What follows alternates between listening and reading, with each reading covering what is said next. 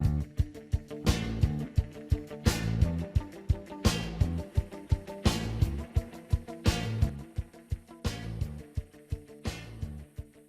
ejercicio habla de una varilla AB de 60 centímetros de longitud que pesa, el peso de la varilla entonces va a ser 20 newton. En el extremo A dice que soporta una carga de 80 newton y en el extremo B soporta una carga de 60 newton. En el extremo A tiene una carga de 80 y en el extremo B una carga de 60 newton. Determine primero en qué punto debe ser suspendida la varilla por medio de un hilo, de modo que la varilla quede en equilibrio en posición horizontal.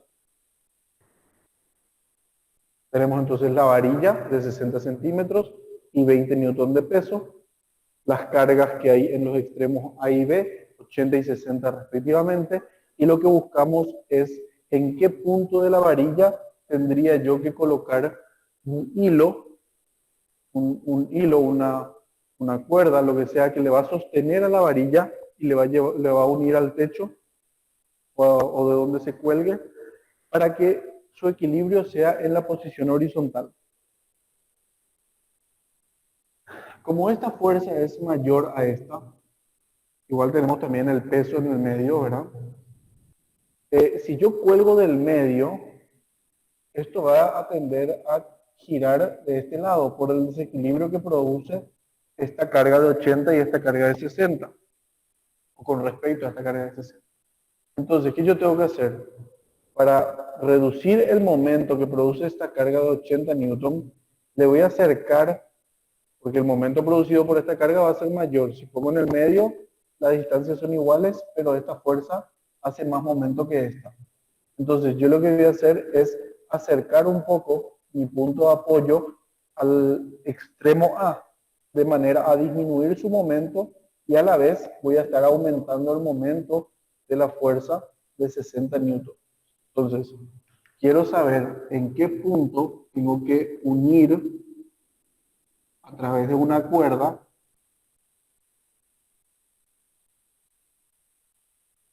en qué punto tengo que unir con una cuerda para que la posición de equilibrio sea horizontal. Tengo entonces la varilla, es el DCL. En la varilla, ¿qué figura? Figura el peso de 80 newton.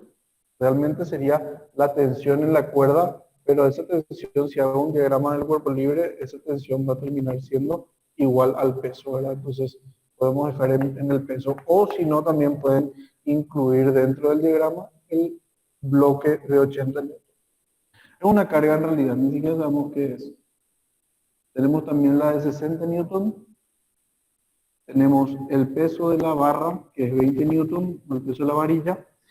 Y también tenemos la tensión que va a ser la que sostiene todo nuestro sistema.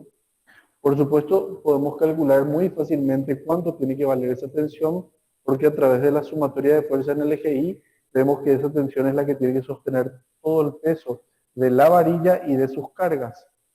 Así que fácilmente podemos sacar a través de la sumatoria de fuerzas en el eje Y, considero positivo hacia arriba, voy a tener tensión menos 80, menos 20, menos 60, igual a 0, así que la tensión es 160 newton. Muy fácil calcular eso. Bueno, lo siguiente que en realidad no me pedía, pero por si necesito, podemos dejar ahí. Lo siguiente que tengo que hacer es calcular el momento producido. Sumatoria de momentos, ¿verdad? ¿Para qué? Para que esa sumatoria termine dando 0, para que esté en equilibrio. Y ahora, al tener ya la tensión, me permite a mí elegir dónde voy a hacer. Si yo no tenía la tensión, el lugar donde me convenía hacer momento era en el punto de aplicación de la tensión. Ahí mismo me convenía hacer momento. ¿Por qué? Porque al no tener la tensión, si hago momento en ese punto, ya no va a afectar, no va a aparecer dentro de mi ecuación. Pero como ya tengo la libertad de elegir dónde voy a hacer momento.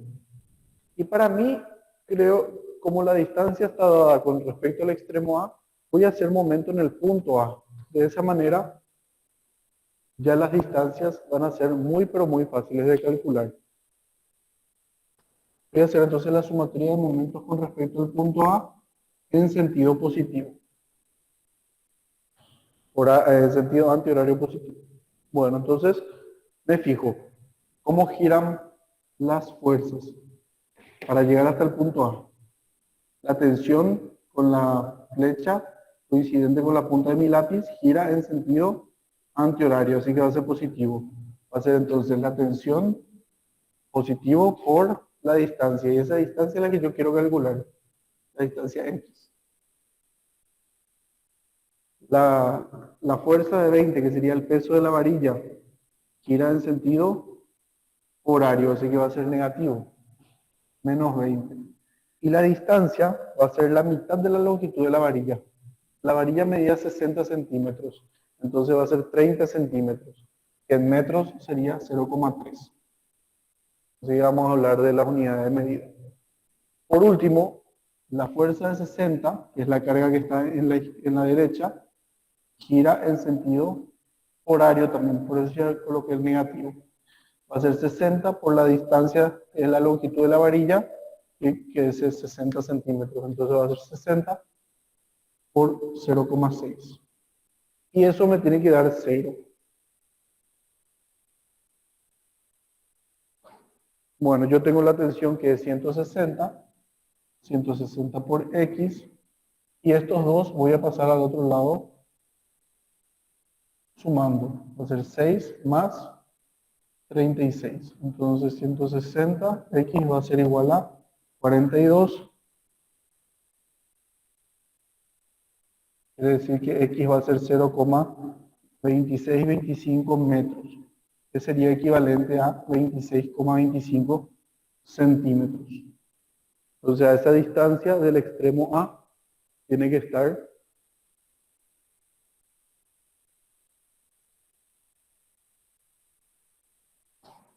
mi cuerda que le va a sujetar a mi sistema. Bueno, yo pasé todo a metros, pero podía trabajar también en centímetros. Lo ideal es trabajar siempre en el sistema internacional, pero si hay una unidad de medida complicada o no conozco su relación, centímetros es fácil, ¿verdad? Pero si por ejemplo está pulgada y cosas así. En ese caso, si ustedes se fijan en estática, todos los momentos son fuerza por distancia. Va a ser fuerza por distancia 1, fuerza por distancia 2, fuerza por distancia 3, y todo eso tiene que darme igual a 0.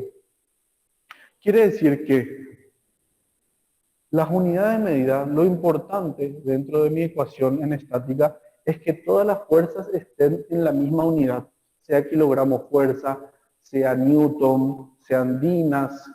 En un caso más grosero podrían ser libras. Las libras es una unidad de masa realmente, pero también podrían estar como libras, porque no va a afectar demasiado siendo que todas están en la misma unidad.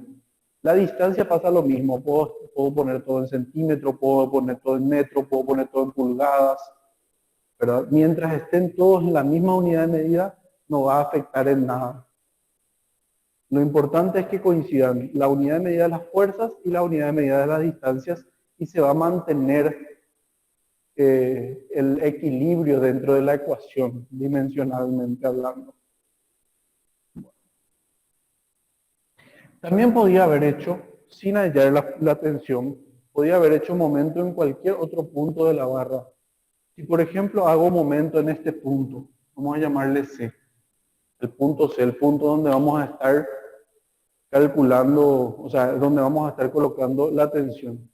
Lo que cambia en la ecuación es que se complica un poco la parte de las distancias. Vamos a ver por qué. Sumatoria de momento en el punto C. También sentido horario positivo. Antihorario, perdón. Bueno, en ese caso la tensión es la que nos hace momento, porque es donde estamos aplicando la tensión. Justamente nos dice ese paso de calcular la tensión, entonces por eso estoy haciendo momento en ese punto. Calculo las distancias. 80, que va hacia abajo, va a girar en sentido antihorario, así que va a ser positivo. Y su distancia sí es fácil, va a ser X, ¿verdad? Después tengo 20. 20 gira en sentido horario, ¿verdad? Gira en sentido horario, entonces va a ser menos 20. Y acá comienza el problema con las distancias. La distancia del peso, acá era 30 centímetros. Era la mitad de la barra. Y esto es X. Entonces, ¿cuánto va a medir esta distancia? Esta distancia va a medir 30 menos X. 30 menos X. Ojo que estoy poniendo en centímetros. Voy a dejar todo en centímetros para que vean lo que estaba diciendo hace rato. Por último, tengo 60. 60 también va a girar en sentido antihorario, perdón, en sentido horario, entonces va a ser negativo también. Y su distancia va a ser ¿cuánto? Va a ser 60 centímetros, que es toda la barra, menos X. Esta es la distancia que tiene que haber, ¿verdad? 60 centímetros menos X. Entonces va a ser 60 menos X. Y acá la ecuación es la que se hace un poco más complicada, ¿verdad? Llegamos a una ecuación que podemos resolver y hallar ya el valor de la X, pero no fue tan directa la ecuación como esta. Voy a distribuir 80X menos 600 más 20X menos 3600 más 60X igual a 0. Entonces me queda 80 más 20 más 60 es 160X. Y 600 más 3600 que pasan al otro lado, me queda 1160 dividido 4200. Y me va a quedar 4200 dividido 160, me va a quedar 26,25 centímetros. Ya en centímetros porque no convertí yo la distancia, mantuve en todo en centímetros. Como ven, se llega a lo mismo, solamente que la ecuación en sí es un poco más complicada al hacer momento en el punto C.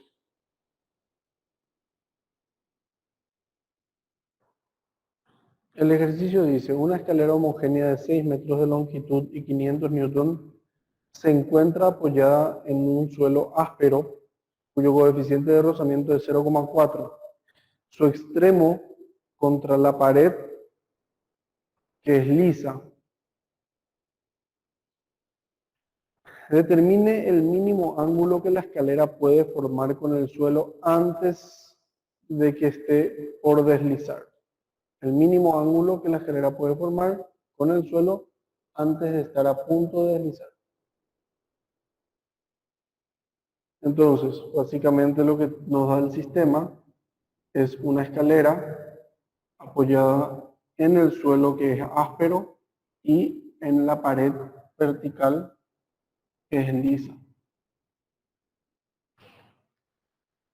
Tengo una escalera apoyada de esta manera.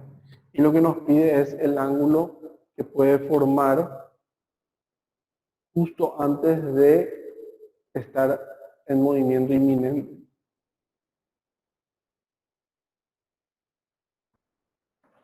Diagrama del cuerpo libre, entonces la escalera. ¿Qué fuerzas están presentes en la escalera? En la escalera tiene su peso, tiene la normal en el suelo, vamos a llamar normal A, tiene la fuerza de rozamiento en ese punto, que va a ser hacia la izquierda, ya que la escalera, cuando esté a punto de deslizar, va a querer deslizar hacia la derecha, y tiene la normal en el punto B, que va a ser horizontal, ya que tiene que ser perpendicular a la pared vertical. Bueno, y acá lo que falta es el ángulo alfa, que es lo que desconozco dentro de mi ejercicio. Por un lado voy a hacer sumatoria de fuerzas en el eje Y, positivo hacia arriba, voy a tener la normal A, menos el peso igual a 0. Entonces la normal A va a ser igual al peso, que es 500 newton. Voy a hacer también mi sumatoria de fuerzas en X igual a 0. Positivo hacia la derecha. Entonces voy a tener la normal B menos la fuerza de rozamiento. Pero, como el movimiento tiene que ser inminente, por eso me pide el mínimo ángulo, tiene que estar a punto de deslizar, el movimiento tiene que ser inminente, quiere decir que mi fuerza de rozamiento A tiene que ser mu sub S por la normal en ese punto, ¿verdad? Mu sub S es 0,4 y la normal es 500 newton. Así que 0,4 por 500 newton me da que la fuerza de rozamiento es 200 newton. Bueno, y como la normal B era igual a la fuerza de rozamiento, entonces la normal B también vale 200 newton. Hasta acá hicimos fuerza, sumatoria de fuerza en el eje Y y en el eje X. Ahora, para poder calcular el ángulo, vamos a concentrarnos en el momento de una fuerza. Voy a hacer momento de una fuerza con respecto al punto A, ya que de esa manera voy a eliminar dos de mis fuerzas.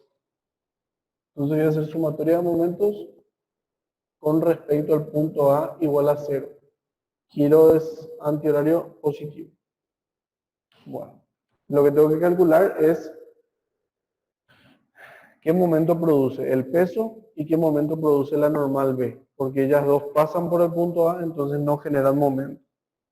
Tengo el peso, que va a girar en sentido antihorario, así que va a girar en sentido positivo, el peso de la barra. Su distancia, ¿cuál va a ser? Como el peso es una fuerza vertical y la distancia tiene que ser siempre perpendicular a la fuerza, entonces mi distancia va a ser esta horizontal. Si mi fuerza es vertical, mi distancia es horizontal. Si mi fuerza es horizontal, mi distancia va a ser vertical.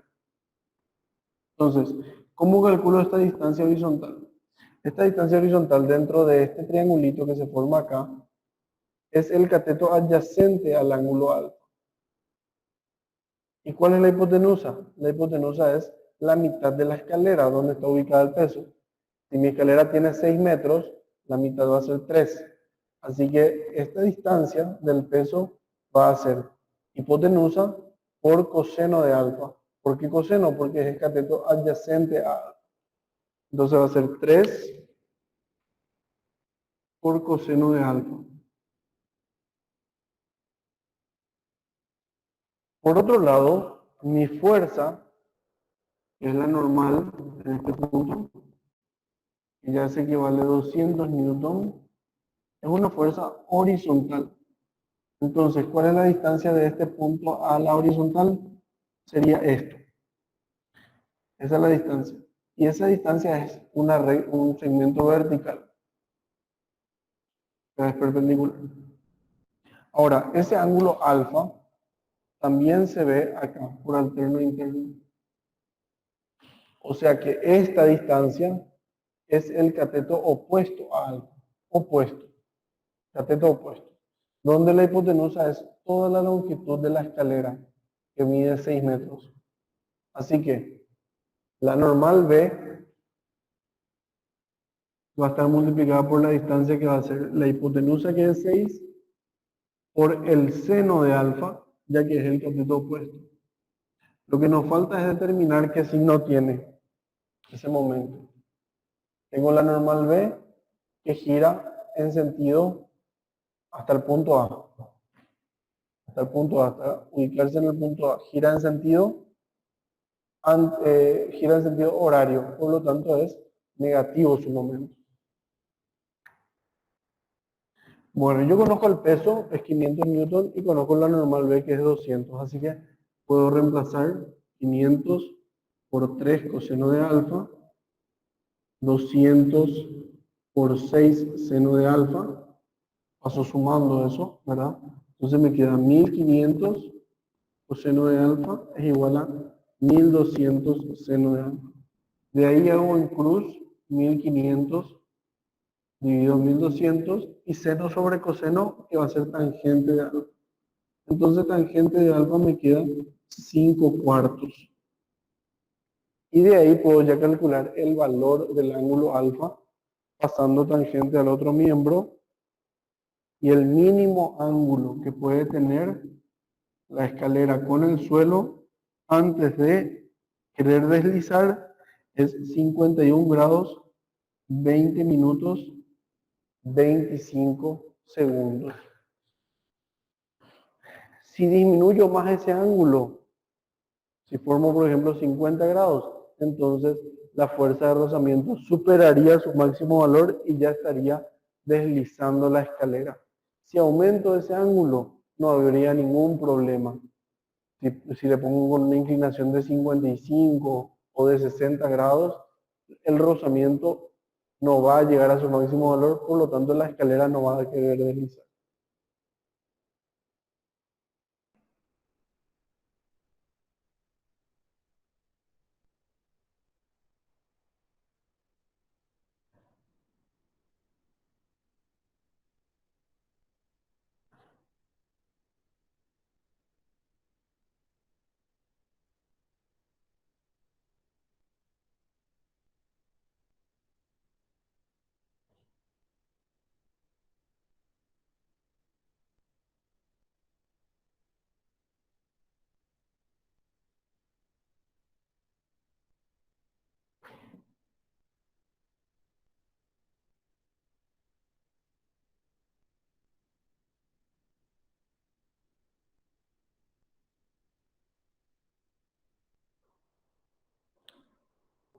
El ejercicio habla de un sistema donde la barra pesa 2 kilogramos fuerza y tiene una longitud L, y les pide determinar los valores de las masas.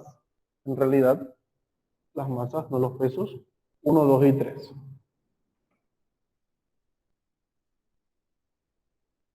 Y les da la figura, que es una barra que está en un sistema de poleas que le sostiene a los cuerpos 1, 2 y 3. En este cuerpo 1 tenemos acá un juego de poleas, una polea doble que va a este extremo.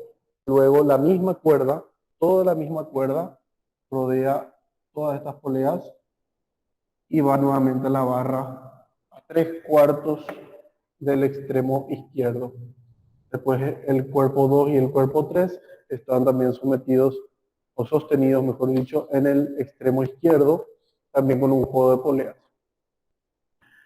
Bueno, entonces vamos a hacer el diagrama del cuerpo libre de la barra.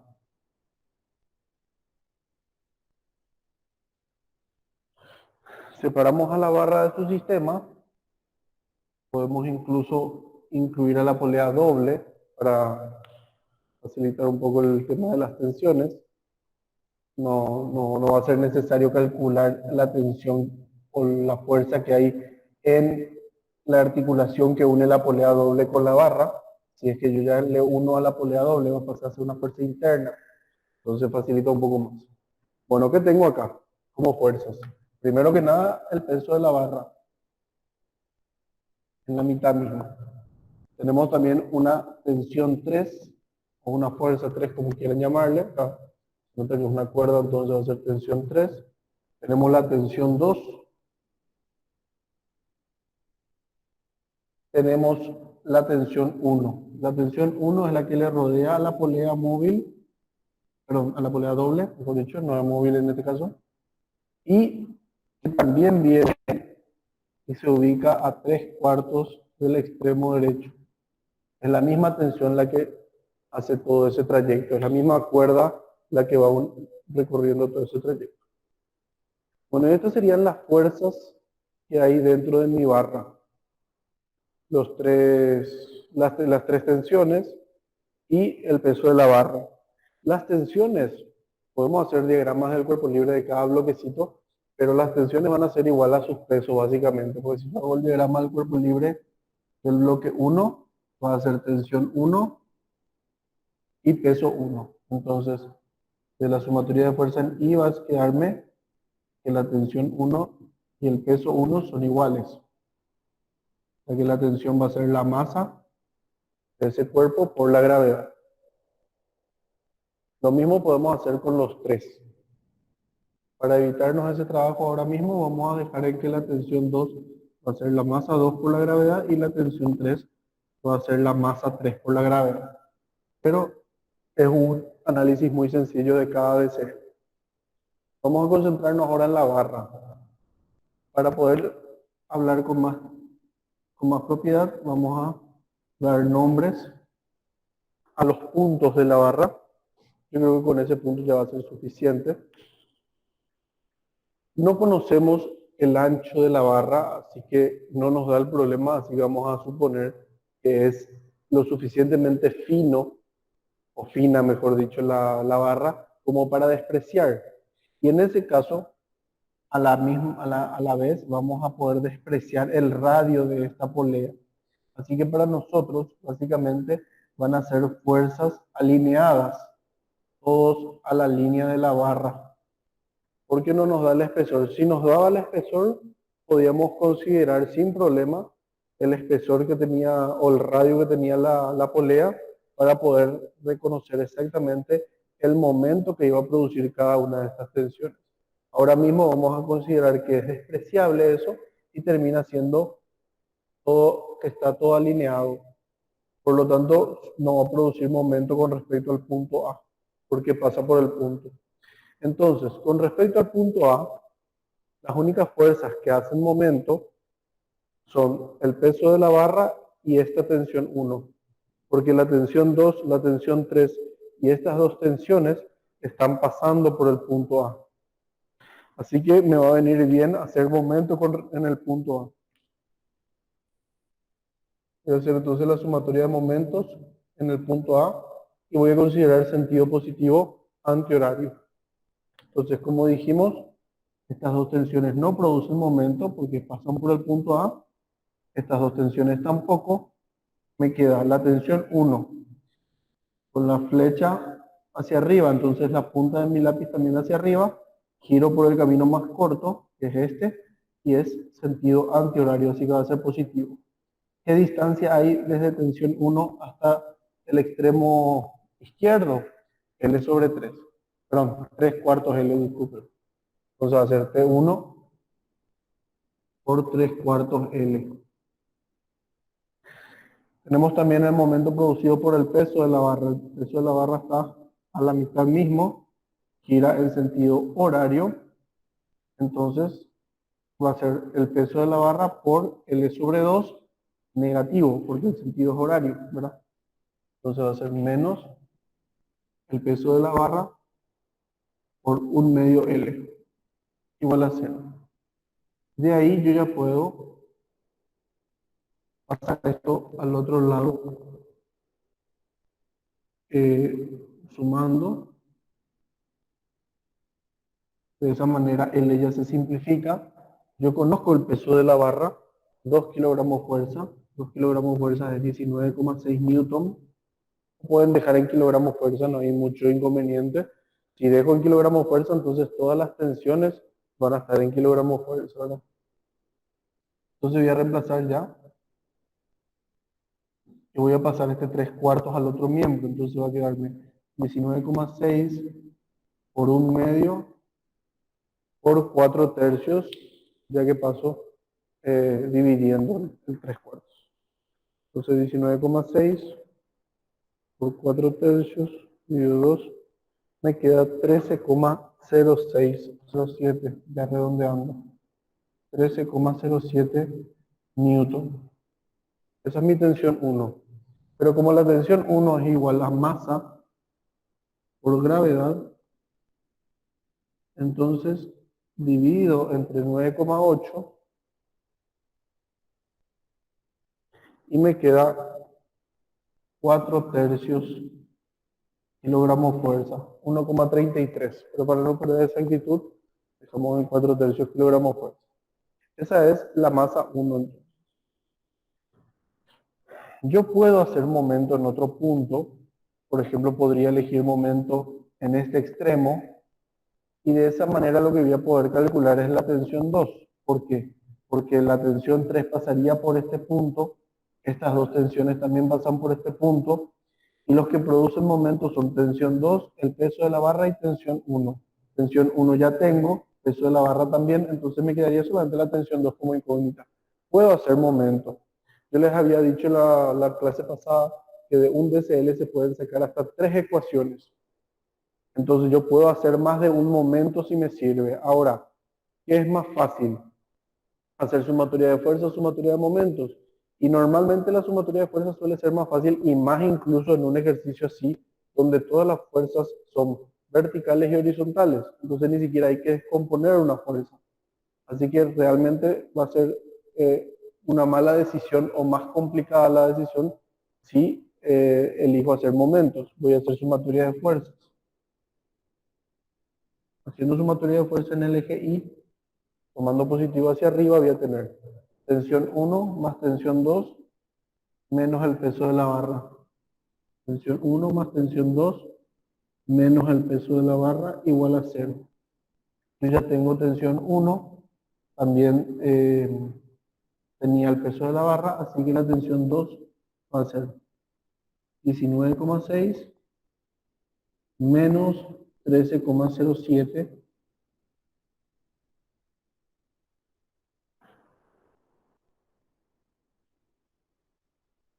y me queda 6,53 kilogramos fuerza. Que esto, la tensión 2 era la masa 2 por la gravedad, así que de ahí voy a poder sacar la masa 2. Que divido entre 9,8 y me quedaría la masa 2 es 2 tercios kilogramos. Yo puse kilogramos fuerza acá, disculpen, es más. Kilogramos nomás tiene que ser. Bueno, y por último, haciendo la sumatoria de fuerzas en el eje X, como positivo hacia la y hacia la derecha. Entonces, ¿qué tengo en el eje X? En el eje X tengo 2 veces la tensión 1 y tengo la tensión 3 negativa. Entonces, 2T1 menos T3 igual a 0. O sea que T3 es el doble de la tensión 1. Pero la tensión 1 era 13,07. Entonces,